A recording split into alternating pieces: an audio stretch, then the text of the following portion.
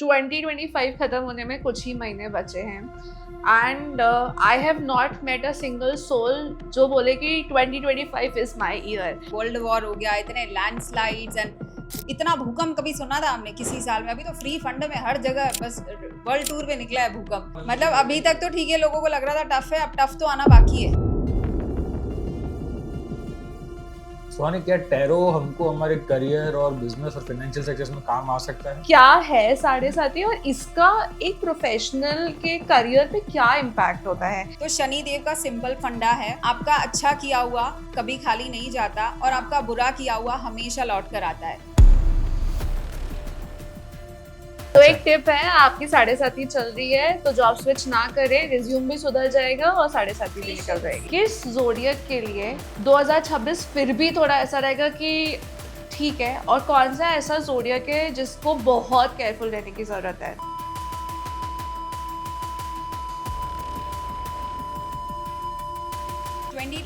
में मैं एंटरप्रेन्योर्स के लिए एक बात तो बोलना चाहूंगी, बहुत ज्यादा बड़ा रिस्क उन्हें नहीं लेना चाहिए। आई वॉन्ट टू अंडरस्टैंड कि आप एस्ट्रोलॉजी, न्यूमरोलॉजी, टैरो के गाइडेंस से अपने करियर को कैसे सक्सेसफुल बना सकते हैं। एक मंत्रा जो 2026 में हर किसी को फॉलो करनी चाहिए। सो माय मंत्रा इज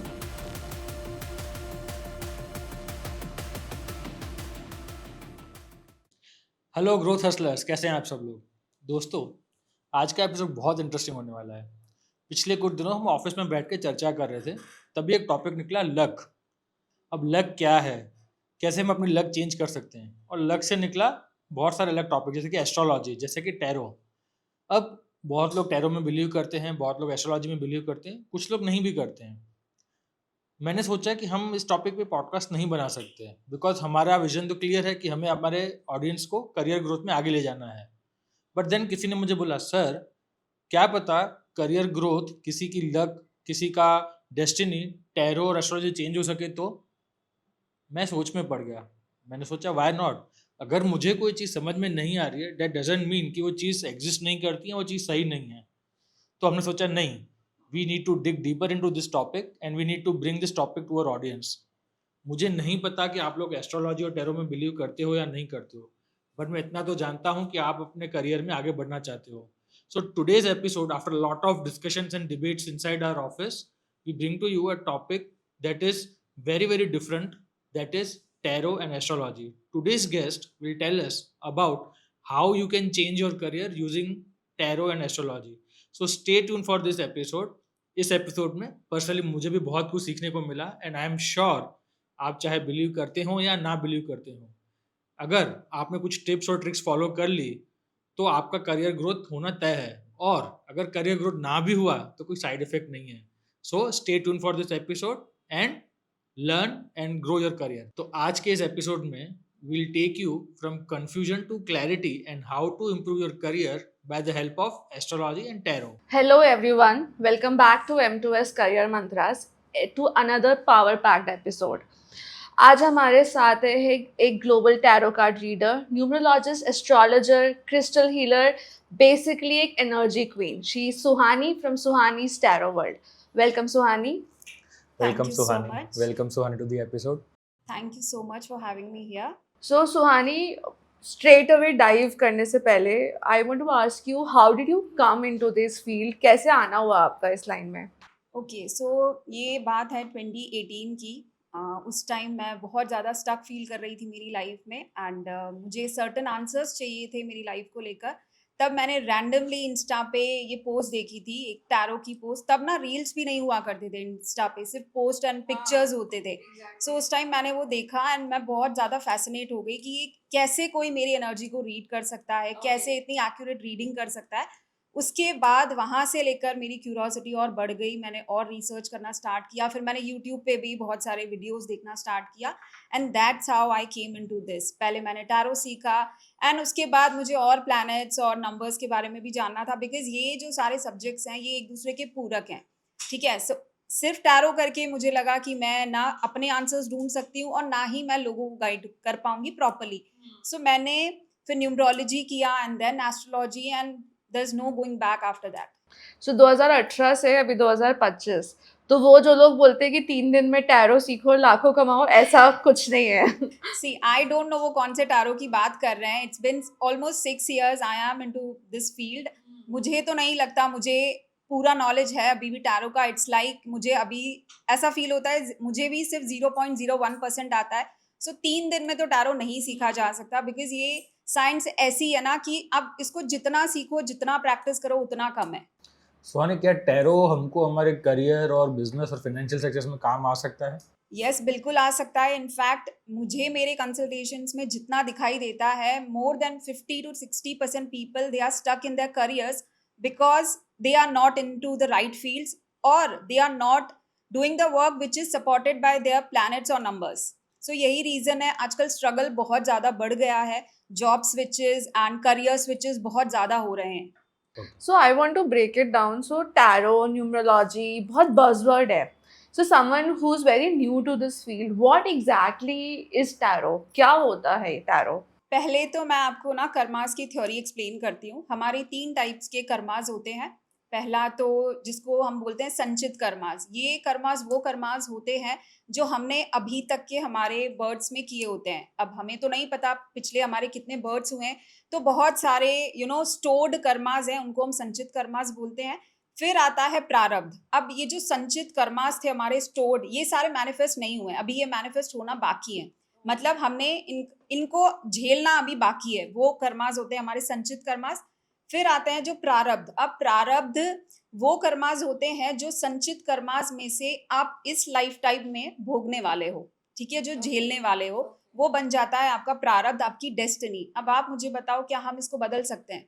नहीं. अब तीसरा जो टाइप होता है कर्मास का, वो होता है हमारे आगामी कर्मास, हमारे क्रियामान कर्मास, जो हमारे हाथ में है, जो हम आज इस लाइफ टाइम में करने वाले हैं फेस, या फिर इस लाइफ टाइम में जो हमारे एक्शंस होंगे वो भी तो आगे जाके हमारा कर्मा ही बनेगा. सो इनको करंट एनर्जीज को, करंट कर्मास को बैलेंस करने के लिए हम टैरो से गाइडेंस ले सकते हैं. सपोज आप लाइफ की किसी सिचुएशन में स्टक फील कर रहे हो, सो टैरो इज द टूल जो आपको गाइड कर सकता है कि आप उस सिचुएशन में क्या करो, अपने स्ट्रेंथ्स पे कैसे काम करो, उस स्टक सिचुएशन से बेसिकली आप कैसे बाहर आ सको. जितना मैं समझी हूँ, tarot will give you a little bit of idea कि क्या हो सकता है आगे, क्या होने वाला है. There are no quick remedies कि माचिस छोड़ाओ मंदिर में, ताला छोड़ाओ कहीं पे. आई डोंट थिंक सो ये रेमेडीज आपको टैरो बताता है. नहीं, ये रेमेडीज टैरो नहीं बताता. ये लाल किताब रेमेडीज हैं जो कि देखो अब डिपेंड करता है आप रेमेडीज करना कौन सी चाहते हो. रेमेडीज वर्क करती हैं. अगर आप अपने प्लैनेट्स को स्ट्रेंथन करने के लिए रेमेडीज करना चाहते हो तो yes there are remedies. But अगर आप ये सोचते हो कि किसी लाल कपड़े में लौंग और इलायची बांध के रखने से आपको करियर में सक्सेस मिल जाएगी, तो फिर तो समझो मिल ही गई सक्सेस. आप सोचो अगर ये रेमेडी करके किसी को सक्सेस मिल सकती तो आज वो किराने की दुकानें हैं जहाँ पे बोरियों में लौंग और इलायचियाँ पड़ी होती हैं, वो तो कितने सक्सेसफुल होते. सो डेफिनेटली ऐसी रेमेडीज तो नहीं वर्क करती. एंड टैरो में तो हम ऐसी रेमेडीज सजेस्ट करते ही नहीं है. हाँ, सर्टेन रेमेडीज हैं जिससे हम अपने प्लैनेट्स को बैलेंस कर सकते हैं, स्ट्रेंथन कर सकते हैं. वो रेमेडीज हैं जिनकी हम बात धीरे धीरे करेंगे. But yes there are remedies. ये जो रेमेडीज हैं आजकल जो इंस्टाग्राम पे वायरल हो रही हैं, ये इसीलिए है क्योंकि कुछ अच्छा करने के चक्कर में, कुछ नया कंटेंट बनाने के चक्कर में लोग करते हैं. एग्जैक्टली. सो मैं उस दिन हनुमान मंदिर गई थी, तो ये बहुत फेमस रेमेडी है कि आप माचिस छोड़ के आ जाओ. लाइन लगी हुई है माचिसों की. मतलब मुझे रियलाइज हुआ कि इतने माचिस छूट रहे हैं तो इतने क्या कर्म कट रहे हैं फिर लोगों के. नहीं, ऐसा नहीं होता है. सी हनुमान मंदिर जाके माचिस रखना ये भी एक लाल किताब रेमेडी है. ये सिर्फ लोगों को ना मिसलीड करने के लिए किया जा रहा है. इनका एक्चुअल कोई रिजल्ट नहीं है. आप खुद ट्राई कर सकते हो. अगर ऐसी कोई रेमेडी वर्क करे तो मैं भी ज़रूर रील बनाऊंगी उस पर. अभी तक तो मैंने नहीं देखा है. बस हाँ, कंटेंट नया बनाने के चक्कर में लोग ये सब रील्स बनाते हैं. एंड ये वायरल भी हो रहा है. I don't know for what reason, but हो रहा है. तो मेरा यहाँ पे एक क्वेश्चन है. आपने जैसे बताया कि संचित कर्म है, तो अगर मेरे संचित कर्मा के बेस पे मेरे साथ इस लाइफ में क्या होने वाला है ये पहले से ही प्री डेस्टिन्ड है कि मैं वो कर्म भोगूंगा ही भोगूंगा, तो फिर मैं इस लाइफ में मेहनत क्यों करूं? अगर मेरे को लगा है कि भाई मेरे को कोई चीज़ नहीं मिलेगी या फेलियर होगा ही होगा, तो फिर मैं क्यों सक्सेस के पीछे जुड़ूंगा? तो वाले पहले ऑलरेडी लिखा हुआ है मेरे पुराने कर्मों में. देखो, एवरीथिंग इज नॉट डेस्टिनी, ठीक है. हमारी अगर मैं कुंडली की भी बात करूं तो हमारी कुंडली के 4 हाउसेस ऐसे होते हैं जो फ्री विल को बताते हैं, जिनको उपचय हाउसेस बोला जाता है, जो हाउस नंबर 3, 6, 10 एंड 11 होते हैं। इन हाउसेस को स्ट्रेंथन करना हमारी फ्री विल है। ठीक है, जैसे शादी करना इज योर डेस्टिनी, बट शादी को कैसे निभाना है इज योर फ्री विल। ठीक है, सो इट्स नॉट लाइक कि 100% सब कुछ डेस्टिन्ड है। No, 60% yes it is destine, 40% it is in your hands. So आप अपने हार्डवर्क से, आप अपने राइट डिसीजन से डेफिनेटली अपने डेस्टिनी को, आने वाले जो कर्माज हैं, आगामी कर्माज हैं, आपकी जो लाइफ है उसको जरूर बेटर बना सकते हो। मेरा इसके ऊपर यही फॉलोअप क्वेश्चन था कि आप एस्ट्रोलॉजर हैं, अगर मेरी कुंडली में कोई चीज़ नहीं लिखी हुई है कि मुझे फॉर एग्जांपल कोई गोल हासिल करना है एंड मेरी कुंडली ये बता रही है कि वो गोल मेरी लाइफ में पॉसिबल नहीं है, मैं उसको नहीं अचीव कर सकता हूँ, तो क्या मेरे हार्ड वर्किंग से या मेरे कर्मा से मैं वो चीज़ अचीव कर सकता हूँ कभी स्टिल? क्या मैं सितारे बदल सकता हूँ? यस, बिल्कुल। जैसे मैंने बोला 4 हाउसेस फ्री विल के होते हैं, उसमें जो हाउसेस फ्री विल के हैं 3, 6, 10, 11, ये चारों हाउसेस ही हमारे हार्डवर्क को बताते हैं। जितना ज़्यादा आप हार्डवर्क करोगे उतना ज़्यादा आपकी किस्मत बदल सकती है। तो yes, you can change your destiny. तो इसका मतलब अगर मेरी लाइफ में कोई गोल नहीं है, मैं उसके प्रति मेहनत कर रहा हूँ, तो शायद थोड़ा एक्स्ट्रा एफर्ट मारना पड़े यस, या बहुत एग्जैक्टली। ज़्यादा एफर्ट मारना पड़े, पर एफर्ट मारूंगा तो मिल यस, जाएगा। हो जाएगा। That's yes, very encouraging for me yes, as well. Yes, of course. See, everything is not destiny. बहुत कुछ हमारे हाथ में, इसीलिए तो हम ये लाइफ टाइम लाइक ये जी रहे हैं, ये टाइम जो हम जी रहे हैं। So definitely hard work, I strongly personally believe in hard work. मेरे हिसाब से लाइफ को चेंज करने की कोई ऐसी मैजिकल रेमेडी नहीं है, और सक्सेस को अचीव करने का कोई शॉर्टकट नहीं है। हार्डवर्क का कोई सब्स्टिट्यूट नहीं है। Amazing, amazing. So amazing. मैं सारे ने अपने जो ऑडियंस से बोलना चाह रहा था कि बहुत बार मैं देखता हूँ हमारे पास भी बहुत सारे यंग यंग कैंडिडेट्स आते हैं and they feel stuck, they cry in front of us कि सर कुछ नहीं हो रहा, जॉब नहीं लग रही, या हर 2-3 महीनों में जॉब से फायर हो जाता हूँ, ड्रीम जॉब नहीं लग रहा। तो आपने सुना एस्ट्रोलॉजी क्या बोल रहा है, टैरो क्या बोल रहा है। तो this is a message for all of you कि हार्डवर्क से आप अपनी किस्मत चेंज कर सकते हो। तो ओनली थिंग इज़ कि आप हर चीज़ फॉलो करो, लेकिन don't give up and keep putting in the hard work, keep doing the grind. I think success will surely follow you. Will continue this forward. Suhani, बहुत बार मैं देखता हूँ और मैं अपने आसपास के लोगों को भी देखता हूँ, पहले मैं भी इस चीज़ में फंसा हुआ था, अब मैं इससे बाहर निकला हूँ थोड़ा। बहुत सारे लोग डे टू डे में सुबह अगर पेपर खोलते हैं, एस्ट्रोलॉजी पढ़ते हैं, आज का दिन कैसा जाएगा, या किसी ने कुछ बोल दिया कि यार ये आज का दिन तो भारी है, and people start taking it too seriously. अब उस चक्कर में मुझे पर्सनली ऐसा फील होता है कि कई बार हम या तो अपने आप को सेल्फ साबोटाज कर देते हैं, या हम ओवर ऑप्टिमिस्टिक हो जाते हैं कि यार आज तो ये चीज़ होनी है, विदाउट थिंकिंग कि यार वो एक बहुत जेनेरिक प्रिस्क्रिप्शन है जो पेपर में आ रहा है। So how do define that कि मतलब जो डे टू डे पेपर्स में या मैगजीन्स में, या मैं आजकल इंस्टाग्राम पर भी देखता हूँ कि लोग बोलते हैं आज का कैंसर के लिए ये दिन है, मेष के लिए ये राशि है, does that work for everyone और हाउ इज इट? देखो, ये सब ना जनरलाइज्ड प्रिडिक्शंस होते हैं, ये हर किसी के लिए सच नहीं हो सकता, क्योंकि जब हम पर्सनल प्रिडिक्शंस करते हैं उसमें हम लोग देश काल परिस्थिति को ध्यान में रख के करते हैं। अब देश काल परिस्थिति इन द सेंस, सपोज अगर आप मेरे पास प्रिडिक्शन के लिए आ रहे हो, तो पहले मैं देखूंगी भाई जितेंद्र है कौन, क्या कर रहा है, डेट ऑफ बर्थ क्या है, बर्थ टाइम क्या है, उसके हिसाब से दशा क्या चल रही है जितेंद्र की, उस हिसाब से प्रिडिक्शंस होते हैं। ये जो प्रिडिक्शंस आप इंस्टा पे, यूट्यूब पे या पेपर में पढ़ते हो, ये बहुत ही जेनरिक होता है। ऐसा बोल लो कि सिर्फ बोलने के लिए, कंटेंट के लिए बनाया जाता है। बाकी बहुत ज़्यादा इन चीज़ों को दिमाग पे नहीं लेना चाहिए। अगर आप ऐसा पढ़ लेते हो, कहीं सुन लेते हो कि आपका आने वाला दिन बहुत खराब होने वाला है, भारी होने वाला है, तो इसको ना एज गाइडेंस के जैसे यूज करो। जैसे सपोज आपको पता चल जाए कल रेन होने वाली है, तो आप क्या करोगे? डर के घर पे बैठ जाओगे? नहीं ना। आप क्या करोगे? यहाँ अम्ब्रेला का अरेंजमेंट करोगे, यहाँ रेनकोट पहन के बाहर निकलोगे। सो ये जो सब्जेक्ट्स हैं ये डराने के लिए नहीं है। हाँ, मैं मानती हूँ ऐसे बहुत सारे लोग हैं जो लोगों को मिसलीड करने के लिए कंटेंट के चक्कर में कुछ भी बोलते हैं, कुछ भी लिखते हैं, बट ये सब्जेक्ट्स आपको एम्पावर करने के लिए, आपको डराने के लिए नहीं है, आपको फ्यूचर के लिए प्रिपेयर करने के लिए है। इनसे डर के, प्रिडिक्शन से डर के बैठ नहीं जाना है। जैसे अब मुझे पता है मेरी 7:30 आने वाली है, तो क्या मैं जीना छोड़ दूं, मैं घर पे बैठ जाऊं, काम ना करूं? नहीं, ऐसा नहीं हो सकता ना। मैं अपने आप को प्रिपेयर करूंगी, मैं अपने आप को और एम्पावर करूंगी कि मैं उस 7:30 के फेस को डील कर पाऊं, उससे कोप अप कर पाऊं अच्छे से। एक और फॉलोअप क्वेश्चन है, बहुत बार लोग बोलते हैं यार इन सब चीज़ों में मानो तो फिर पूरा मानो, ना मानो तो कुछ भी नहीं मत मानो, मैं नहीं मानता हूँ तो मेरे से कुछ नहीं होता है, मैं मानता हूँ तो मेरे साथ सब चीज़ें होने लग जाती है। How true is that? See ये भी डिपेंड करता है, देखो आप क्या मान रहे हो क्या नहीं मान रहे हो। जैसे मैं खुद एक एस्ट्रोलॉजर हूँ, मैं नहीं मानती बहुत ज़्यादा रेमेडीज करना, मैं नहीं बिलीव करती रोज उठ के प्लैनेट्स को बैलेंस करने के लिए मैं मंदिर जा रही हूँ, मुझसे रोज पूजा पाठ भी नहीं होता है, तो इसका मतलब क्या मैं स्पिरिचुअल नहीं हूँ? नो। ये पर्सनल प्रेफरेंस पे डिपेंड करता है, आप क्या मानना चाहते हो, क्या नहीं मानना चाहते। मैं पर्सनली बिलीव करती हूँ सेल्फ वर्क में, हार्ड वर्क में, उसके बिना कुछ नहीं हो सकता। सो आपने ना अभी मेरा बहुत इंटरेस्टिंग टॉपिक उठाया है sade sati. So I don't know what is happening, every other person जिससे मैं मिल रही हूँ, कोई बोलता है मेरी साढ़े साथी स्टार्ट हो गई है, कोई बोलता है बीच में है, कोई बोलता है लास्ट फेज है। मेरे एंड केस में तो खत्म हो गई, लेकिन लग नहीं रहा खत्म हुई है। सो आई मतलब कैन यू एक्सप्लेन कि क्या है साढ़े साथी और इसका एक प्रोफेशनल के करियर पे क्या इम्पैक्ट होता है, एंड इज दिस रियल और is this a hype which is being created by everyone? Okay, see sade sati is real, ठीक है। Shani is real. शनि देव, साढ़े साथी को अगर मैं डिकोड करूं सिंपल वर्ड्स में, तो शनि देव का सिंपल फंडा है, आपका अच्छा किया हुआ कभी खाली नहीं जाता और आपका बुरा किया हुआ हमेशा लौट कर आता है। ये शनि देव का बेसिक रूल है। सो साढ़े साथी का पीरियड होता है, साढ़े साथी का पीरियड होता है 7.5 साल का, ठीक है। ये 30 इयर्स में एक बार आता है जब शनि रिटर्न होते हैं। सो ये क्यों डिफिकल्ट होता है लोगों के लिए? क्योंकि ऑब्वियसली उनके कर्म अच्छे नहीं है। साढ़े साथी का पीरियड ऐसा पीरियड है, समझो शनिदेव ऊपर बैठे हैं आपके कर्मों की बैलेंस शीट लेकर उसको टैली करने अब के इसमें लिए। कौन से वाले कर्म जो मैं पिछले जन्मों में यस, करके आई सारे हूँ? जो ओहो, पिछले जन्मों में आप करके आए हो और जो अभी भी आप कर रहे हो। अब तक अच्छा। किए हैं जो लाइफ यस, में। और साढ़े साथी के पीरियड में बेसिकली जो मैंने मेरे कंसल्टेशंस में देखा है, लोग ना बहुत कॉन्फ्लिक्टेड फील करते हैं।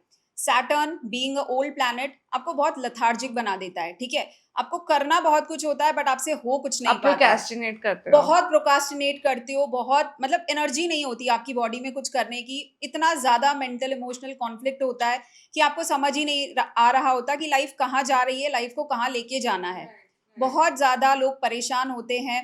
बहुत सारे लोगों को ना साढ़े साथी के पीरियड में बहुत सक्सेस भी मिलती है, वो डिपेंड करता है उनके पर्सनल चार्ट के ऊपर। सैटर्न की पोजीशन उनकी अपनी चार्ट में कैसी है, प्लैनेट सन की पोजीशन उनकी चार्ट में कैसी है, ये वेरी करता है person to person. But yes, साढ़े साथी का पीरियड थोड़ा सा डिफिकल्ट होता है हर किसी के लिए। कोई रेमेडी या कोई ऐसा कुछ है जिसकी वजह से अगर if someone is going through a very tough phase साढ़े साथी में, तो वो थोड़ा मेल्ट डाउन हो जाए या सहने की शक्ति तो आ जाए? Yes, definitely there are remedies. पहली चीज तो देखो, पेशेंस बहुत ज्यादा रखना पड़ता है साढ़े साथी के पीरियड में, क्योंकि आपके पेशेंस का ही बहुत ज्यादा टेस्ट हो रहा होता है। साढ़े साथी का पीरियड ऐसा होता है जहां नॉर्मल डेज में आपके काम 2 अटेम्प्ट्स में होंगे, वहां साढ़े साथी में आपके काम 6 अटेम्प्ट्स में होंगे। सो इतना ज्यादा पेशेंस का टेस्ट होता है। सो पहली चीज तो पेशेंस प्रैक्टिस करो। दूसरा, अपने आप को पुश करना बहुत जरूरी है। वो पीरियड ऐसा पीरियड होता है ना कि उसमें आप करना बहुत कुछ चाहते हो पर कर नहीं पाते हो, इतना कॉन्फ्लिक्ट होता है। तीसरी चीज, अगर मैं रेमेडीज की बात करूं तो देखो, सैटर्न को पैसिफाई करने के लिए बहुत सारी रेमेडीज हैं। पहले तो हनुमान चालीसा का पाठ डेली करना चाहिए। सी हनुमान जी आके कोई मैजिक नहीं करेंगे आपकी लाइफ में, बट इससे होता है कि आपके अंदर ना बहुत ज्यादा करेज आ जाता है, कॉन्फिडेंस आ जाता है, विल पावर आपका थोड़ा सा स्ट्रांग हो जाता है, आप अपनी सिचुएशन से लड़ पाते हो। दूसरी रेमेडी आप कर सकते हो, पीपल के पेड़ के नीचे एवरी सैटरडे आप तिल के तेल का दिया जलाओ या सरसों के तेल का दिया।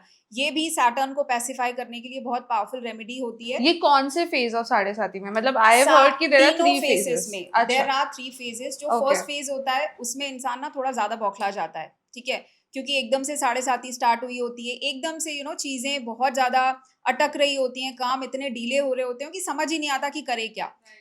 सेकेंड फेज जो आता है वो और ज्यादा टफ होता है। मतलब समझो, पहले फेज में साढ़े साथी के शनि देव ना आपके ईगो को तोड़ते हैं, ठीक है। सेकेंड फेज में शनि देव आपके घमंड को तोड़ेंगे, और थर्ड फेज में आपको इतना हम्बल बना के छोड़ेंगे कि आपको देश और दुनिया से कोई लेना देना ही नहीं है। आपको समझ में आ जाएगा लाइफ की रियलिटी क्या है, आपको किस चीज के पीछे भागना है, किस चीज को कंट्रोल करना है। सो साढ़े साथी के ये जो 3 फेजेस होते हैं, उसमें से तीसरा फेज जो होता है वो कंपैरेटिवली ईजी होता है, बेटर होता है, ऐसा माना जाता है। साढ़े साथी के थर्ड फेज में शनिदेव आपको बहुत कुछ देकर जाते हैं। But first 2 phases, first 5 years they are difficult. But जैसे आपने जो ये रेमेडीज बताई, आई थिंक अगर मेरी 7.5 नहीं भी चल रही तो भी मैं तो रेमेडीज भी कर आप कर सकते हो, यस यस बिल्कुल। अच्छा। इसका करियर पे क्या इफेक्ट होता है सुहानी? मतलब ये हमने सुना कि लाइफ टफ हो जाती है and everything, so some are in business, some are into jobs. Business में तो मैंने देखा है कि बहुत स्लो डाउन हो जाता है। If I am a job going person, how will I get to know कि भाई मेरे साथ कुछ ऐसा हो रहा है ना, I need to work on और दिस? ये 5 सालों में मुझे क्या करना चाहिए, मतलब मेरे को नई जॉब लगेगी, ड्रीम जॉब लगेगी, नहीं नहीं लगेगी, लगेगी, क्या या होगा? अगर मैं जॉब में हूँ तो क्या करूँ, स्विच करूँ नहीं करूँ, क्या करूँ? यही कॉन्फ्लिक्ट रहता है एक्चुअली साढ़े साथी के पीरियड में बहुत ज़्यादा। आजकल जो मैंने देखा है, लोग बहुत जॉब स्विचेस, करियर स्विचेस करते हैं। ये करना नहीं चाहिए। जितना वो स्विच करते हैं उतना ज़्यादा उनकी लाइफ का स्ट्रगल बढ़ता जाता है। तो डेफिनेटली साढ़े साथी के पीरियड में बहुत ज़्यादा जॉब स्विचेस तो नहीं होने चाहिए। एक ही जगह टिक कर थोड़ा सा अगर आप काम कर सकते हो तो बहुत अच्छा है। लोकेशन चेंज भी बहुत होता है, वो चेंज इतना डिफिकल्ट होता है कि लोग सर्वाइव नहीं कर पाते, फिर बहुत ज़्यादा कॉन्फ्लिक्ट होता रहता है। बट यस, साढ़े साथी के पीरियड में जैसे अगर मैं बिजनेस के लिए बात करूं, बिजनेस स्लो डाउन हो जाता है, सेल्स बहुत स्लो हो जाती है, और कस्टमर्स, क्लाइंट्स को अट्रैक्ट करना बहुत मुश्किल हो जाता है। बेसिकली आप देखोगे ओवरऑल साढ़े साथी का पीरियड बहुत स्लो कर देता है चीज़ों को। अगर कोई प्रोडक्ट लॉन्च कर रहे हो आप, उसमें भी आप देखते हो कि उतना ग्रोथ नहीं है, सेल्स नहीं है। सो साढ़े साथी का पीरियड थोड़ा सा डिफिकल्ट है हर किसी के लिए, चाहे वो बिजनेस है, देयर चाहे इज वो नो जॉब वे है। To avoid this. Yes, there is no way you can escape this. Okay, yes. Okay. So अच्छा, एक टिप है, आपकी साढ़े साथी चल रही है तो जॉब स्विच ना करे, रिज्यूम भी सुधर जाएगा और साढ़े साथी भी निकल पेशेंस जाएगी। Is Patience. The patience answer. रखिए। एक और चीज़ है, if I talk about again not from the 7.5 perspective, but एक करियर के लिए, मतलब मुझे, अगर मैं नॉर्मल आदमी हूँ, इरिस्पेक्टिव ऑफ माई राशि, irrespective of my birth number, power number, जो भी है, what are those things that I should do to make my career better, या मैं करियर में ग्रोथ के लिए क्या क्या उस ग्रह की पूजा करूं, कौन से उस नंबर का करूं, क्या करूं, मुझे आप बताइए। ओके, सो सी, ये पर्सनल प्रिडिक्शन पे बेस्ड होता है कि एग्जैक्टली आपको क्या करना चाहिए। उसके लिए आप अपने बेसिक नंबर को स्ट्रेंथन कर सकते हैं, डेस्टिनी नंबर को स्ट्रेंथन कर सकते हैं। अपार्ट फ्रॉम दिस, आपको अपने स्किल डेवलपमेंट पे काम करना चाहिए। ठीक है, बहुत ज़्यादा कॉन्फ्लिक्ट में ना आते हुए, बहुत ज़्यादा स्विचेस ना करते हुए, एक ही जगह टिक कर काम करना चाहिए। ये सबसे बड़ी चीज़ है जो मैंने देखी है कि आजकल बहुत हो रहा है जॉब स्विचेस, और किसी काम में ना सेटिस्फेक्शन नहीं है। लोगों को चाहिए क्विक फिक्स हर चीज़ का, हर चीज़ की एक मैजिकल रेमेडी, जो कि पॉसिबल नहीं है। मैं खुद एक एस्ट्रोलॉजर हूँ, बट मैं खुद ये बात बोलती हूँ कि भाई किसी भी चीज़ का शॉर्टकट नहीं होता है। सक्सेस का तो बिल्कुल ही नहीं है। सक्सेस तभी आप अचीव कर सकते हो जब आप डेली उठकर मेहनत करते हो। तपस्या है ये एक, ऐसे ही तो नहीं मिल सकती। सो आपको लगता है कि इज दिस ये जनरेशन का ये फॉल्ट है? बिकॉज अगर आप देखोगे या तो ये कलयुग का फॉल्ट है? सो हमने, there was a study in Economic Times, एक दो और हमने न्यूज़ क्लिपिंग्स देखी थी, स्पेशली जो जेनजी है उन, दे आर स्वाइपिंग, जैसे टिंडर स्वाइप कर रहे हैं या कुछ और स्वाइप कर रहे हैं, वैसे they are swiping astrology apps. Because मुझे ऐसा लगता है कि कहीं ना कहीं उनमें वो पेशेंस नहीं है and they need a quick fix, and because of that I think ये जो रेमेडीज का कंटेंट है ये बहुत ज़्यादा हो रहा है। तो is this our generation fault? क्योंकि मुझे लगता है तारे सितारे तो पहले सदियों से ऐसे ही चले आ रहे हैं, पर जिस ट्रॉमा में हमारी जनरेशन जी रही है because of mercury retrograde and Saturn movement, I think I have not seen my parents undergoing so much pressure because of this. ये आज के टाइम में इसलिए ज़्यादा हो रहा है बिकॉज़ देखो कंपटीशन बहुत बढ़ गया है, पेशेंस उतना ही कम हो गया है, और आजकल हर किसी को चाहिए quick success, easy formula success को अचीव करने का। इसीलिए जैसे आपने बोला, बहुत सारे जो जेनज़ीज़ हैं, मिलेनियल्स हैं, बहुत ज़्यादा जॉब स्विचेस कर रहे हैं। इवन ये जो आपने बोला स्वाइपिंग हो रही है, एस्ट्रो टॉक, एस्ट्रो सेज, वो इसीलिए हो रहा है ना कि एकदम कोई मैजिकल रेमेडी चाहिए, जो कि पॉसिबल है ही नहीं। इसीलिए वो एक एस्ट्रोलॉजर से दूसरे एस्ट्रोलॉजर के पास जाते हैं, दूसरे से, मेरे पास भी कितने ही लोग घूम घाम के आ रहे होते हैं कि हमने यहाँ से पूछ लिया, हमने वहां से पूछ लिया, बट कुछ नहीं हो रहा। कहाँ से होगा? अगर आप सही रास्ता, सही वे ढूंढोगे तभी तो सक्सेस मिलेगी ना। बाकी मैजिकल रेमेडी तो है ही नहीं जो आप ढूंढ रहे हो, तो कहाँ से मिलने वाली है? आपने बात की रेट्रोग्रेशन की, सो देखो retrogression is right, like retrogression का पीरियड वो होता है जब, अब थोड़ा लेमन टर्म्स में समझाओ ना कि व्हाट इज रेट्रोग्रेशन, ओके हाँ, मैं एग्जांपल नहीं समझ में आएगा हमें। हाँ, ठीक है। देखो रेट्रोग्रेशन का जो टाइम होता है, उसमें ऐसा लगता है, पहले तो रेट्रोग्रेशन है क्या वो ही मैं आपको एक्सप्लेन करती हूँ। जब हम अर्थ से देखते हैं तो हमें ऐसा लगता है कि प्लैनेट उल्टा चल रहा है, जबकि ऐसा हो नहीं रहा होता। किसी प्लैनेट की स्पीड, सपोज 2 प्लैनेट हैं जो पैरेलली चल रहे हैं, ठीक है, अब उसमें से एक प्लैनेट की स्पीड थोड़ी सी कम हो जाती है, अर्थ से ऐसा विजिबल होता है कि वो प्लैनेट उल्टा जा रहा है, ठीक है, बट वो एक्चुअली उल्टा नहीं होता है, वो स्लो हो जाता है। जैसे सपोज आप एक ट्रेन में बैठे हो, आपके सामने से एक और ट्रेन जा रही है पैरेलली, अगर सामने वाली ट्रेन की स्पीड स्लो हो जाएगी तो आपको क्या लगेगा, वो ट्रेन पीछे जा रही है। तो सेम रेट्रोग्रेशन ऐसे ही वर्क करता है, ठीक है। जब रेट्रोग्रेशन का पीरियड आता है, मर्क्यूरी रेट्रोग्रेड का टाइम है, तो जॉब इंटरव्यूज अच्छे नहीं जाते, कम्युनिकेशन में प्रॉब्लम्स आने लगती है, रिश्तों में भी प्रॉब्लम्स आती हैं बिकॉज ऑफ कम्युनिकेशन की प्रॉपर हो नहीं पाता, बहुत मतलब कम्युनिकेशन की वजह I've से seen प्रॉब्लम्स, layoffs हो रहे यस हैं, layoffs, लिंक्डइन पे वायरल हो रहा है कि because of mercury Mercury retrograde retrogression, promotion yes, नहीं हो रहा है यस, मेरा। सैटर्न की वजह से भी प्रमोशंस डिले हो जाते हैं, So this visas, all this is real? yes this is Okay, real because you know okay. planet की एनर्जी, जैसे अब मैं सैटर्न की बात करूं, सैटर्न ऑलरेडी एक स्लो प्लैनेट है, अब उसमें रेट्रोग्रेड हो गया, जैसे अभी सैटर्न रेट्रोग्रेड हुए हैं, सो अभी ये टाइम बहुत डिफिकल्ट है हर किसी के लिए। इस टाइम पे मेरे पास इतने ज़्यादा कंसल्टेशंस आते हैं, मैं आपको बता नहीं सकती, और यही सब रीजंस हैं कि हर किसी की लाइफ में प्रॉब्लम्स बढ़ रही हैं। जैसे अगर मैं करियर पर्सपेक्टिव से बोलूँ तो इंटरव्यूज नहीं क्रैक कर पा रहे लोग, ले ऑफ्स हो रहे हैं, बहुत ज़्यादा जॉब स्विचेस हो रही है, उसका रीज़न ही यही है क्योंकि प्लैनेट अपने आप में इतना स्लो हो गया है कि उसका रिजल्ट आपको मिल ही नहीं रहा। Okay. अभी थोड़ी Okay. देर पहले आपने एक चीज बोली थी कि your destiny number and your power number, I think power Basic Basic number. तो आप बता सकते हैं ये क्या होता है?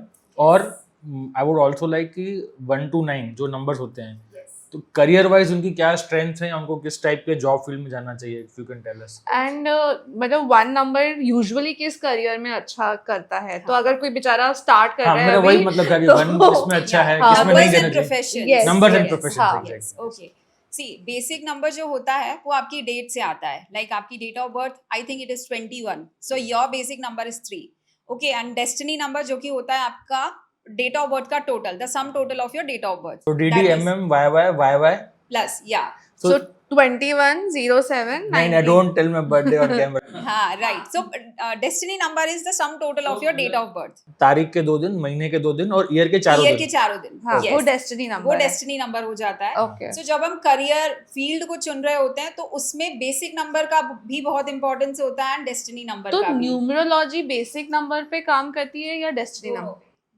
यस, क्योंकि देखो आप काम तो पूरी जिंदगी करोगे ना, हमारी लाइफ के जो फर्स्ट 25-30 इयर्स होते हैं उसमें हमारा बेसिक नंबर रूल करता है, एंड लेटर लाइफ में आफ्टर जब आप कमाना स्टार्ट कर देते हो, काम करना स्टार्ट कर देते हो, career wise you know financially basically stable हो जाते हो या हो रहे होते हो, स्ट्रगल कर रहे होते हो, वो डिपेंड कर रहा होता है आपका डेस्टिनी नंबर क्या है, बट तब से आपका डेस्टिनी नंबर रूल तो करता मैं है। पेपर में कौन सा पढूं, फिर डेस्टिनी नंबर पढूं आपको कि दोनों ही चीजें देखनी होती अरे है। यार, हम पेपर सन में- मैं इसीलिए तो सन साइन मून साइन से ही ऊपर नहीं उठ पाई थी ये अब तो तक। मेरे साथ तो रियल लाइफ इसीलिए अभी तो सन साइन मून साइन, अब मैं असेंडेंट और यू नो क्या बोलते हैं, हाँ, लग्न और इन सब की बातें करूंगी तो ये थोड़ा सा यू नो और ट्रिकी और कॉम्प्लिकेट हो जाएगा।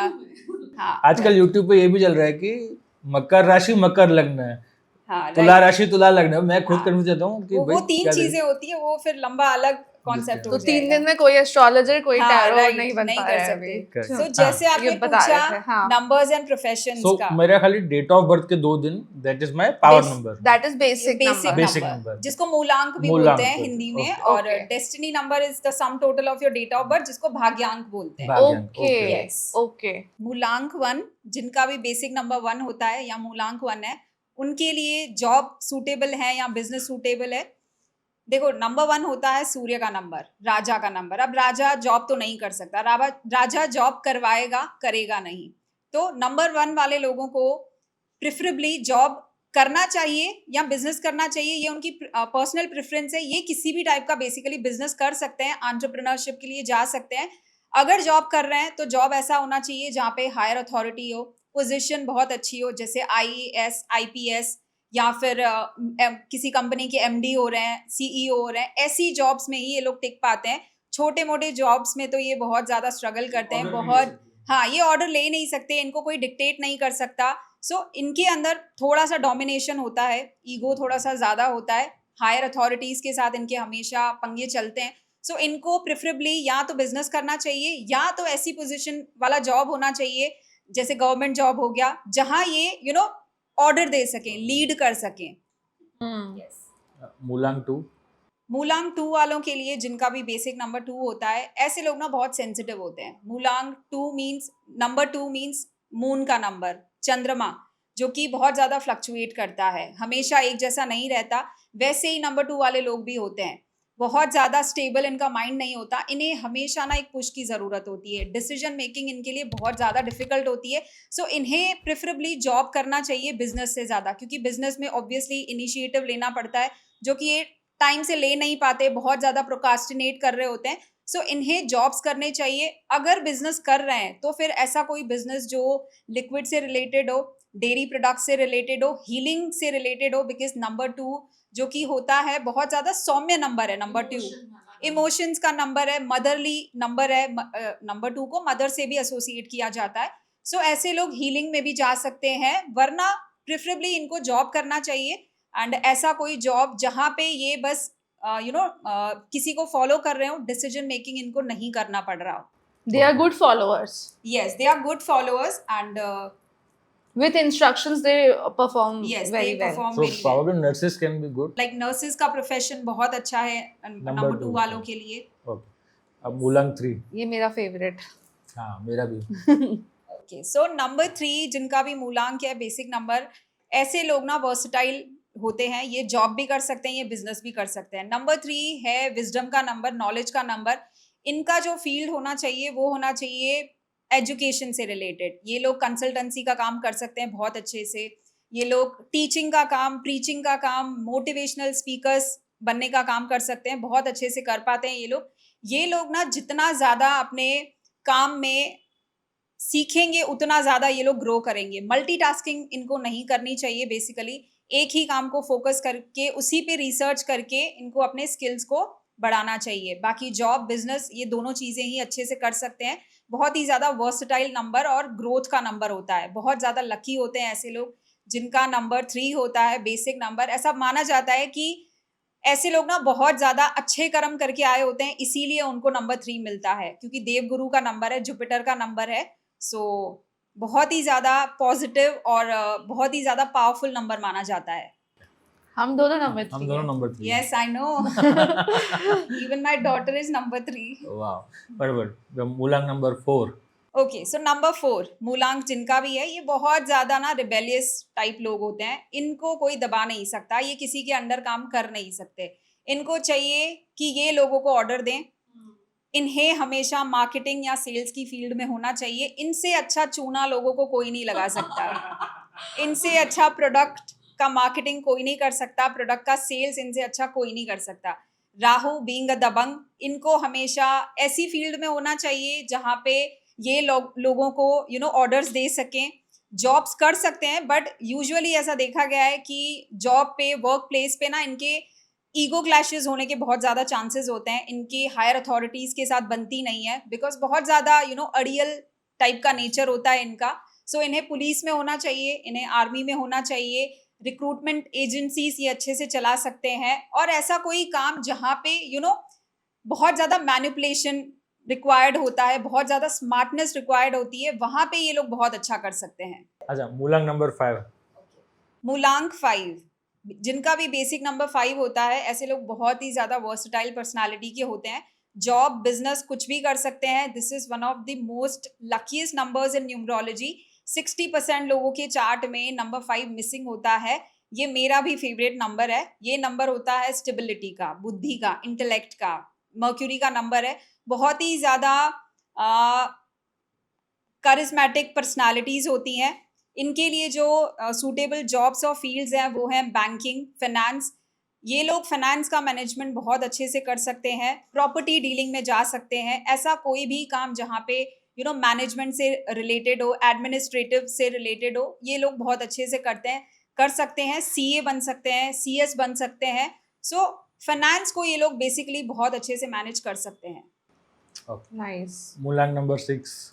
ओके, सो नंबर 6 जिनका भी बेसिक नंबर 6 होता है, ऐसे लोगों को ना लग्जरी रिलेटेड बिजनेस करने चाहिए। जॉब्स कर सकते हैं ये लोग, बट इनको ना जॉब्स में यूजुअली सेटिस्फेक्शन मिलता नहीं है, क्योंकि नंबर 6 जो कि होता है लग्जरी का नंबर, ब्यूटी का नंबर, पैसे का नंबर, तो इनको चाहिए बहुत ज़्यादा, ये थोड़े में सेटिस्फाई होते नहीं है। सो इनके लिए जो बिजनेस ऑप्शंस होते हैं वो होते हैं लग्जरी रिलेटेड बिजनेस, जैसे लिकर का बिजनेस हो गया, जेम्स स्टोन्स का बिजनेस हो गया, डायमंड्स का बिजनेस हो गया, perfumes, yes, hotel, hotel tours and tourism का काम हो गया, बहुत ज़्यादा अच्छा रहता है इन लोगों के लिए। सो बेसिकली लग्जरी से रिलेटेड कोई भी काम, रॉयल कोई भी बिजनेस ये लोग बहुत अच्छे से कर सकते हैं। मूलांक नंबर 7, जिनका भी बेसिक नंबर 7 होता है, इन लोगों की लाइफ में स्ट्रगल थोड़ा ज़्यादा देखा गया है, क्योंकि नंबर 7 जो कि होता है केतु का नंबर, केतु का सिर नहीं था, सिर्फ धड़ था। तो ऐसे लोगों को ना लाइफ में थोड़ा सा एक्स्ट्रा एफर्ट डालना पड़ता है किसी भी फील्ड में, चाहे ये जॉब कर रहे हैं या फिर बिजनेस कर रहे हैं। इनको प्रेफरेबली जॉब ही करना चाहिए, क्योंकि बिजनेस में इनको बहुत ज़्यादा स्ट्रगल और डिले फेस करना पड़ सकता है।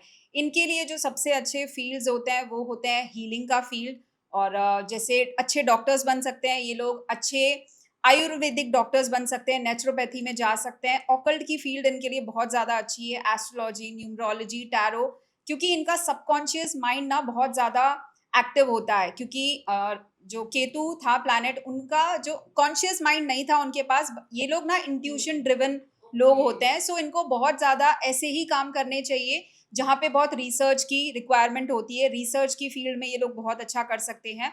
दूसरा, अच्छे डिटेक्टिव्स बन सकते हैं, क्योंकि जैसे मैंने बोला, हाँ, गट स्ट्रॉन्ग है, रिसर्च बहुत अच्छी कर सकते हैं। सो मतलब बाल की खाल निकाल कर ही आएंगे, इनका ऐसा फंडा होता है। सो ये सब फील्ड्स इन लोगों के लिए बहुत अच्छी होती है। ओके। अच्छा, अभी मूलांक मूलांक नंबर 8 बोलते हैं, 7, शनि का नंबर है। हाँ। मूलांक 8, जिनका भी बेसिक नंबर 8 होता है, ऐसे लोगों की लाइफ में ना स्ट्रगल बहुत देखा गया है।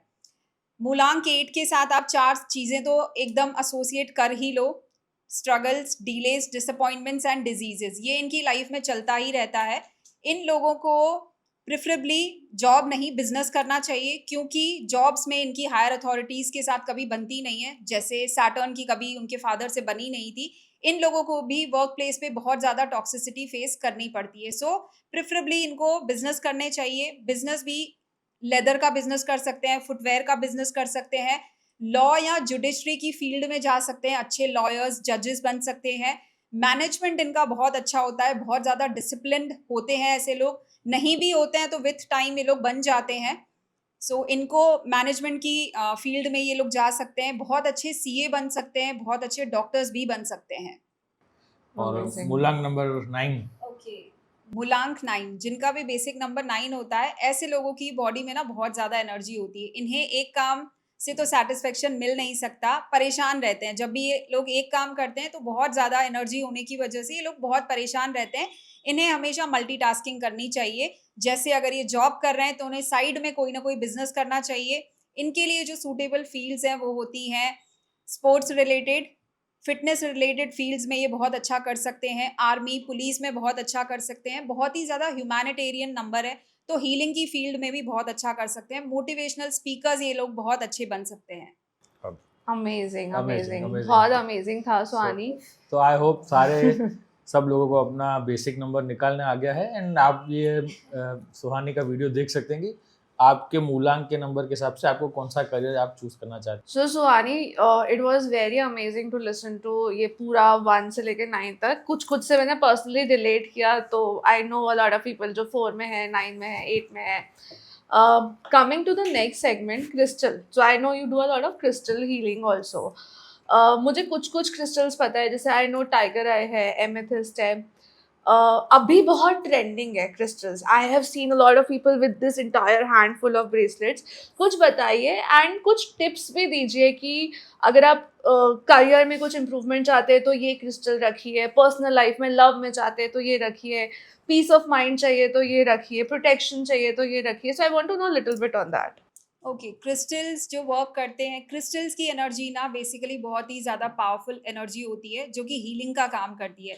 क्रिस्टल्स आपको मेंटली, इमोशनली हील करने का काम करते हैं। ठीक है, आपकी सिचुएशन में एज सच क्रिस्टल पहनने से बहुत ज़्यादा फर्क नहीं पड़ता, बट आपकी हीलिंग ज़रूर होती है। डिफरेंट डिफरेंट प्रॉब्लम्स के लिए डिफरेंट डिफरेंट क्रिस्टल्स का यूज़ किया जा सकता है। जैसे अगर कोई मेंटली बहुत ज़्यादा स्ट्रगल कर रहा है, बहुत ज़्यादा स्ट्रेस और ओवर थिंकिंग का प्रॉब्लम है, तो एमेथिस्ट क्रिस्टल बहुत अच्छा रहता है।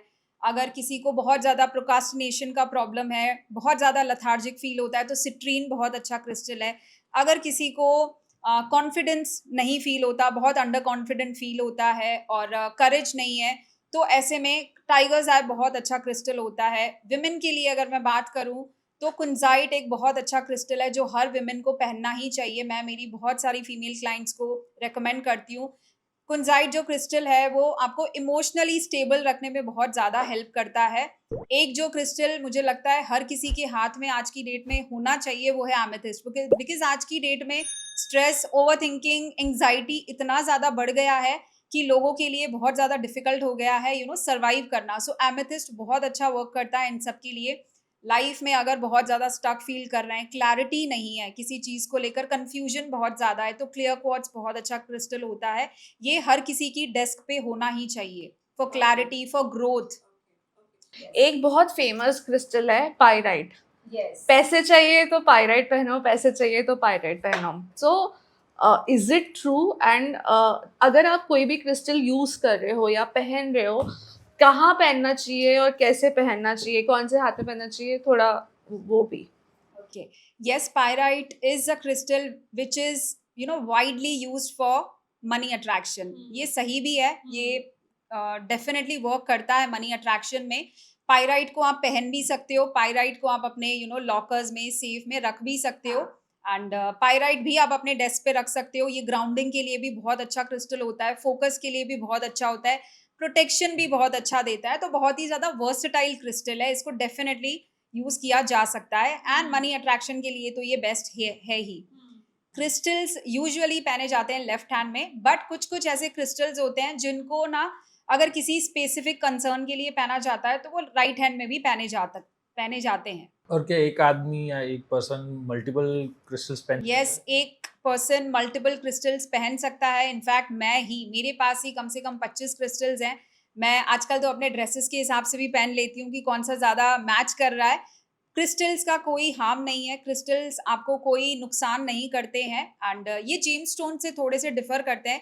जेम्स स्टोन्स डेफिनेटली आपको अपने होरोस्कोप के अकॉर्डिंग ही पहनने चाहिए, विदाउट एनी एक्सपर्ट गाइडेंस आपको जेम्स स्टोन्स तो नहीं पहनने चाहिए। बट यस, क्रिस्टल्स आप पहन सकते हो अपने नंबर्स देखकर, एंड क्रिस्टल्स का कोई बेसिकली नुकसान नहीं है। ओके आपने ना अभी बहुत एक वो खोल दिया कि अपने नंबर्स देख के, कौन सा नंबर, बेसिक नंबर, मूल्यांक देख के आप यस, बेसिक नंबर देख के आप पहन सकते हो। आप अपने कंसर्न के हिसाब से भी क्रिस्टल पहन सकते हो। आप कौन सी प्रॉब्लम फेस कर रहे हो उस हिसाब से भी आप क्रिस्टल पहन सो सकते आई हो। Want to make it a little interesting. मैं नंबर बोलती हूँ, आप कुछ क्रिस्टल बता दीजिए जो उस नंबर पे आप पहन सकते हैं। एंड यू आर सेइंग कि क्रिस्टल पहनने का कोई हार्म नहीं है, देयर आर नो हार्मोनल और emotional changes that happen, right? ठीक है। सो मूल्यांक 1 मूलांक 1 के लिए सिट्रीन, सिट्रीन, मूल्यांक 2 मूलांक 2 के लिए मल्टी मून स्टोन, ओके, मूल्यांक 3 3 के लिए अगेन सिट्रीन, ओके, 4 4 के लिए एमेजोनाइट, एमेजोनाइट, ओके, Yes. 5 5 के लिए ग्रीन एवेंचुरीन, ओके, 6 6 के लिए क्लियर क्वार्ट्ज, ओके, 7 7 के लिए लैब्राडोराइट, ओके, 8 एमेथिस्ट, एंड मूल्यांक 9 रेड जैस्पर। ओके। और अब मैं ये थोड़ा प्रॉब्लम्स के लिए करना चाहती हूँ कि आई विल से अ प्रॉब्लम और आई विल से अ इशू एंड यू से कि कौन सा क्रिस्टल सजेस्टेड है। अगर मैं करियर में स्टक हूँ तो कौन सा क्रिस्टल आप प्रेफर करेंगे? फॉर क्लैरिटी आई वुड से क्लियर क्वार्ट्ज। Clear quartz. अगर मनी रिलेटेड प्रॉब्लम है, फाइनेंशियली स्ट्रगल कर रही हूँ तो पायराइट प्लस क्लियर क्वार्ट्ज भी पहन सकते हैं। ग्रीन एवेंचुरीन भी बहुत अच्छा होता है मनी अट्रैक्शन के लिए। And if I am stuck in my personal life, मेरे पर्सनल रिलेशनशिप्स में प्रॉब्लम चल रही है, माइंडसेट बरोबर नहीं। हाँ, see for mindset I would say amethyst, but अगर आप इमोशनली बहुत ज्यादा सफर कर रहे हो, बहुत ज्यादा आपको डिफिकल्ट हो रहा है अपने इमोशंस को कंट्रोल करना, एट टाइम्स आप बहुत ज्यादा रिएक्ट कर लेते हो, तो उसके लिए rose quartz and kunzite are the best crystals. Okay okay, alright, But for mindset, you said Amethyst. Amethyst. amethyst. Okay. So सुहानी, अभी evil eye का सिंबल और evil eye बहुत ट्रेंडिंग है, इयररिंग्स बन रहे हैं, ब्रेसलेट्स बन रहे हैं evil eye के, and everybody is actually coming and saying कि नजर is real. तो if you are someone जिसको नजर से बहुत प्रॉब्लम है, तो अगर नजर से बचना है, evil eye से बचना है और प्रोटेक्शन चाहिए, which is that crystal that someone can wear? Yes, नज़र इज रियल। नज़र से बचने के लिए देखो, सबसे पहली चीज़ तो होती है इंसान को अपना ऑरा ही स्ट्रॉन्ग करना चाहिए। ऑरा स्ट्रॉन्ग करने के भी बहुत सारे तरीके होते हैं, जिसमें से क्रिस्टल्स बेस्ट तरीके से हेल्प करते हैं ऑरा को स्ट्रॉन्ग करने के लिए। सबसे अच्छा जो क्रिस्टल होता है नज़र से, ईवल आई से, नेगेटिविटी से, टॉक्सिसिटी से बचने के लिए, वो है सुलेमानी अकीक या फिर ब्लैक टर्मलीन। आजकल मार्केट में जो ये ईवल आई के ब्लू कलर के क्रिस्टल्स मिल रहे हैं, एक्चुअली यस, जिसमें वो आई बना होता है, वो एक्चुअली फेक हैं, वो रियल नहीं है। यस, वो सारे प्लास्टिक क्रिस्टल्स हैं, उनसे आपको कोई बेनिफिट नहीं होगा, उनसे आपको नजर से आप बच सकते हो ऐसा हो ही नहीं सकता, क्योंकि वो प्लास्टिक है, वो फेक क्रिस्टल है। Oh my God. सो अगर ये फेक हैं तो हम इनके रियल क्रिस्टल्स कहाँ से वी कैन, और पहचान कैसे होगी रियल क्रिस्टल है? देखो, क्रिस्टल्स को पहचानने का सबसे अच्छा तरीका होता है उनको टच करके फील किया जा सकता है। जो रियल क्रिस्टल्स होते हैं वो कांच के जैसे होते हैं, वो क्रिस्टल आपको पता चलेगा वो कांच है, प्लास्टिक नहीं है। अगर आप किसी जगह पे उसको हिट करोगे तो वो टूट जाएगा। आजकल ये जो मार्केट में बहुत ज़्यादा shiny shiny different different shapes के क्रिस्टल्स आप देखते हो, ब्रेसलेट्स देखते हो, वो ना बहुत ज़्यादा पॉलिश्ड होते हैं, वो इतना ज़्यादा काम नहीं करते। सो जब भी आप क्रिस्टल्स बाय करते हो तो किसी ट्रस्टेड सोर्स से ही करना चाहिए, और थोड़ा सा ना माइंडफुली बाय करना चाहिए। ऐसी जगह से ही बाय करो जहाँ पे आपको ट्रस्ट है, एंड थोड़ा सा क्रिस्टल को टच करके फील करना चाहिए एक्चुअली ये क्रिस्टल है या प्लास्टिक है। So everyone who's looking out to buy crystals, she is my personal favorite. मेरे पास amethyst है, मेरे पास moonstone है, and it has made an effect in my sleeping pattern and everything. So someone who's looking out to buy original crystals, I think you can reach out to Suhani's Tarot World. She is definitely gonna help The you. details are mentioned in the caption of this video. Yeah. तो सुहानी, हमने tarot की बात की, हमने crystals की बात की, but अब मैं एक और चीज़ जानना चाहता हूँ कि अगेन जो मेरा कैंडिडेट, जो मेरा स्टूडेंट है, जो भी पढ़ रहा है, जो पास आउट होकर जॉब ढूंढने की कोशिश करेगा, या जो मेरा बंदा है जो ऑलरेडी कहीं जॉब कर रहा है, करियर में एक लेवल तक पहुंच गया, या फ्रेशर है, या एक्सपीरियंस है, या बहुत एक्सपीरियंस है, एक वो चीज़ क्या ऐसी हम बता सकते हैं लोगों को जिससे उनको करियर में सक्सेस मिलना पॉसिबल हो? अगर ऐसी कोई रेमेडी हो, मुझे पता है कि रेमेडी आपने बोला कि शायद नहीं काम करती personally, but how do I make my planet strong कि मेरे को मेरे करियर में सक्सेस मिले?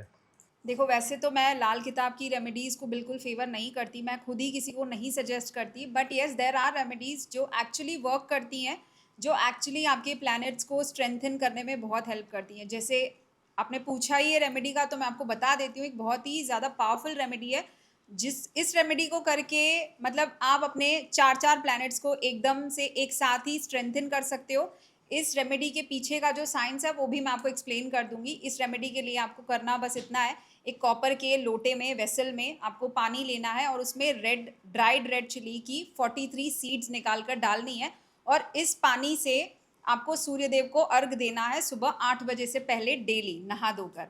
अब इस रेमेडी को करने से होगा क्या, देखो, पानी जो कि रिप्रेजेंट करता है मून को, और कॉपर जो कि रिप्रेजेंट करता है सन को, और red chillies, dried red chillies के जो सीड्स हैं वो रिप्रेजेंट करते हैं मार्स को। तो आपके 3 प्लैनेट्स तो एक साथ स्ट्रेंथन हो ही रहे हैं इस रेमेडी में। नंबर 43 जो होता है वो बहुत ही ज़्यादा ट्रांसफॉर्मेटिव नंबर है। नंबर 43 बहुत ज़्यादा ट्रांसफॉर्मेटिव नंबर है। अगर किसी आदत को आप लगातार 43 डेज तक करते हैं तो वो आदत ना आप में डेवलप हो जाती है, इनकलकेट कर लेते हो आप उस आदत को। नंबर 43 ना मैनिफेस्टेशन का भी नंबर माना जाता है। अगर आपकी कोई ऐसी विश है जिसको आप फुलफिल करना चाहते हो, ये रेमेडी करके आप उस विश को मैनिफेस्ट कर सकते हो और अपने गोल्स भी अचीव कर सकते हो, करियर में भी आपको सक्सेस मिल सकती है। ये रेमेडी इतनी पावरफुल है। अमेजिंग अमेजिंग, ये बहुत अच्छा, मतलब I really like this. Suhani, 2025 ख़त्म होने में कुछ ही महीने बचे हैं, and I have not met a single soul जो बोले कि 2025 is my year. I want to know कि 2025 में ना हमने बहुत कुछ देख लिया, हमने AI देख लिए, लैंडस्लाइड्स देख लिए, क्लाउड बर्स्ट देख लिए। How will the remaining 2025 would be, और 2026 कैसा होने वाला है? स्पेशली जो हमारे जॉब सीकर्स हैं, हाँ। एम्प्लॉयज़ हैं, कैंडिडेट्स हैं, AI की वजह से everybody is affected. In fact it's पूरा गेम चेंज हो गया है इसकी वजह से। बहुत सारे ले ऑफ्स हुए हैं, जो बेचारे जॉब कर रहे हैं वो भी सोच रहे हैं कि पता नहीं कब तक जॉब कर पाऊंगा, तो कब सिचुएशन इंप्रूव होगी, आई वांट टू आस्क। देखो, मैं शुगर कोट तो नहीं करूँगी एंड मैं ऐसे भी नहीं बोलूँगी कि 2026 is going to be the magical year. No, 2025 के जो ट्रांजिट्स हुए हैं उनका इम्पैक्ट 2026 में भी रहेगा and AI is going to take over. So easy तो नहीं होगा, बट येस, बेटर हो सकता है, ऐसी होप हम रख सकते हैं। तो सुहानी, अभी let's cut to the chase. किस ज़ोडिएक के लिए 2026 फिर भी थोड़ा ऐसा रहेगा कि ठीक है, और कौन सा ऐसा ज़ोडिएक है जिसको बहुत केयरफुल रहने की ज़रूरत है 2026 में? 2026 जेमिनाई, लिब्रा, कैंसर और केप्रिकॉन्स के लिए कंपैरेटिवली बेटर रहेगा। और अगर मैं बात करूं किन के लिए थोड़ा सा डिफ़िकल्ट रहेगा, तो वो है एरीज, लियो एंड पाइसीस। इनके लिए थोड़ी सी टफ राइड, थोड़ी सी टफ जर्नी होगी 2026 की। Okay, and in terms of career, ले ऑफ्स, शटडाउन्स, ये हम और देखेंगे आने वाले समय में? 2026 में मैं एंटरप्रेन्योर्स के लिए एक बात तो बोलना चाहूँगी, बहुत ज़्यादा बड़ा रिस्क उन्हें नहीं लेना चाहिए। रोलर कोस्टर भरी राइड होगी, बहुत ज़्यादा फ्लक्चुएशंस होंगे, सो थोड़ा सा सेफ खेलने की ज़रूरत है। सो सुहानी, 26 सुन के तो मेरा डर थोड़ा थोड़ा और बढ़ गया है। I think we all need to really work on ourselves to prosper further. इसी में मेरा एक फॉलोअप क्वेश्चन है। आई वांट टू अंडरस्टैंड कि आप एस्ट्रोलॉजी, न्यूमरोलॉजी, टैरो के गाइडेंस से अपने करियर को कैसे सक्सेसफुल बना सकते हैं। I want that tip from you. Okay, see, career को बेटर बनाने के लिए सबसे पहले तो ज़रूरी है कि आप राइट फील्ड और राइट करियर को चूज़ करो। मैंने 50 to 60% लोगों को स्ट्रगल करते हुए देखा है, बिकॉज उनकी जो फील्ड है वो ही गलत है, या तो फिर वो ऐसा काम कर रहे हैं जो उनके प्लैनेट्स या उनका चार्ट सपोर्ट ही नहीं करता। जैसे अभी आपको एक स्टोरी बताऊं मैं मेरे क्लाइंट की। बैक इन 2021 मेरे पास एक क्लाइंट आए थे जिनने मुझसे कंसल्टेशन लिया। उस टाइम ना वो जॉब कर रहे थे और वो बहुत ज़्यादा परेशान थे अपने जॉब में, बहुत ज़्यादा टॉक्सिक एनवायरनमेंट था उनका, और उनके बॉस से बिल्कुल बनती नहीं थी। एट टाइम्स उनको ना सुसाइडल थॉट्स भी आते थे, वो इतना ज़्यादा परेशान हो गए थे। जब वो मेरे पास आए, मैंने उनका चार्ट देखा, मैंने देखा कि उनका जो चार्ट है वो तो जॉब के लिए बना ही नहीं है, उन्हें तो जॉब करना ही नहीं चाहिए, इसीलिए वो इतना परेशान भी हो रहे हैं। मैंने सेम चीज़ उनको बताई, तब उन्होंने मुझे सामने से बोला कि वो हमेशा से बिजनेस करना चाहते हैं, but because of lack of resources, lack of proper guidance, वो कर नहीं पाए थे। सो जब मैंने उन्हें कंसल्टेशन दी, उसके बाद सर्टन रेमेडीज़ मैंने उनको करवाई, जेम स्टोन्स, क्रिस्टल्स भी मैंने उनको रेकमेंड किए, वो सब उनने किया। आज की डेट में 2025 में, इट्स बिन 4 ईयर्स, मेरे वो क्लाइंट 2 फैक्ट्रीज रन कर रहे हैं, उनके अंडर बहुत सारे लोग काम कर रहे हैं, और he has multiple sources of income. So that's how numerology, astrology can shift your life from struggle to success. मेरा अपॉइंटमेंट बुक कर लो आप। Sure, you most welcome. Okay, so I want to make, बहुत हमने काफ़ी heavy बातें कर ली। I want to make the environment a little light. Let's have a quick fun rapid fire round. So I will say the sentence, और जो आपको first word या कुछ आता है आंसर, आप वो देना। One word for 2026। Patience. Okay, एक मंत्रा जो 2026 में हर किसी को फॉलो करने चाहिए, चाहे बिजनेस में हो या प्रोफेशनल वर्ल्ड में। Make the best use of AI. It is going to increase efficiency in whichever field you are. ऐसी कोई वाइल्ड टैरो प्रोडिक्शन या एस्ट्रोलॉजी प्रोडिक्शन आपने की है जो आपको करते हुए ही ऐसा लगा कि what am I saying? Okay, see, एक बार मेरी एक क्लाइंट है जो मुझसे ना बार बार सेम क्वेश्चन पूछती थी। उनका ना, she was in a relationship, so उनका बार बार एक ही क्वेश्चन होता था। उनने मुझसे 5 बार रीडिंग करवाई थी, 5 बार रीडिंग में वो एक ही क्वेश्चन करती थी, क्या मेरी शादी इसी इंसान से हो जाएगी? क्योंकि मैंने उनको फर्स्ट टाइम ही रीडिंग में ऐसा बता दिया था कि मुझे शादी तो नहीं दिखाई देती आप दोनों की, और मुझे ब्रेकअप दिखाई देता है। वो क्लाइंट जब फर्स्ट टाइम मेरे पास आई तब मैंने ये प्रिडिक्शन किया था, सेकंड टाइम आई तब उनका रोका हो गया था, तब भी वो मुझसे सेम क्वेश्चन की, तब भी मैंने बोला मुझे शादी तो नहीं दिखाई दे रही। थर्ड टाइम भी सेम मैंने प्रिडिक्शन किया, भाई मुझे शादी तो होती हुई नहीं दिखाई दे रही।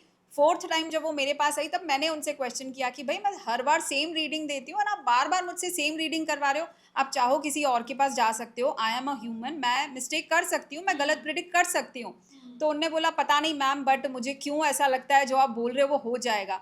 जब मैंने 4th टाइम उनकी रीडिंग की थी उसके 1 डेढ़ महीने बाद ही वो फिर से मेरे पास आई, सेम क्वेश्चन उन्होंने मुझसे किया।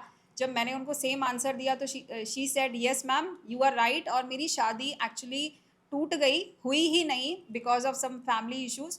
सो ये जो केस था ना, इसमें मतलब मुझे ही अपने आप पे डर लग रहा था कि भाई जो मैं प्रिडिक्ट कर रही हूँ एग्जैक्टली वो हो ही नहीं रहा। एंड वो क्लाइंट बार बार मुझसे आके रीडिंग्स करवा रही हैं, और वो उनका ऐसा भी बोलना था कि उनको मेरी बातों पे थोड़ा सा ट्रस्ट हो रहा है, बिकॉज उनका इंट्यूशन भी कहीं ना कहीं उनको वो गाइड कर रहा था। एंड फाइनली वो हो भी गया जो मैं नहीं चाहती थी। मैंने मेरी उस क्लाइंट को ऐसा भी बोला था, सी वैसे तो मैं कभी नहीं चाहूँगी मेरा किया हुआ प्रिडिक्शन गलत हो जाए, but in your case I would want कि आपकी शादी ना टूटे और भले मेरा प्रिडिक्शन फेल हो जाए, बट ऐसा हुआ नहीं।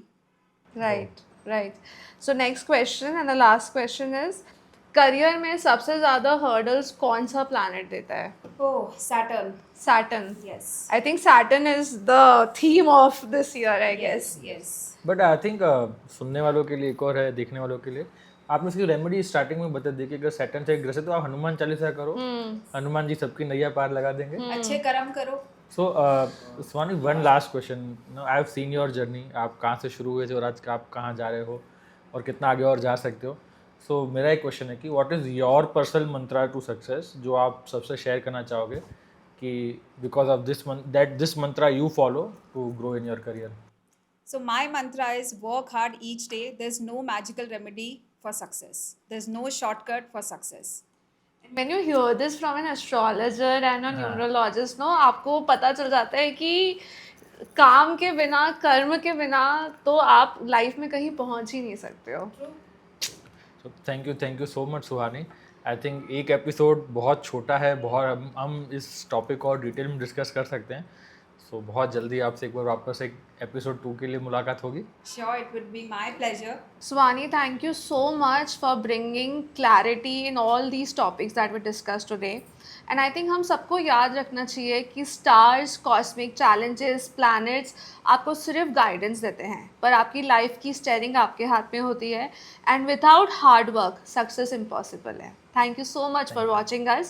If you want to reach out to Suhani for any kind of guidance, consulting, or you want to check out her crystals, the description is mentioned below and you can reach out to her on that. Thank you so much. Thank you.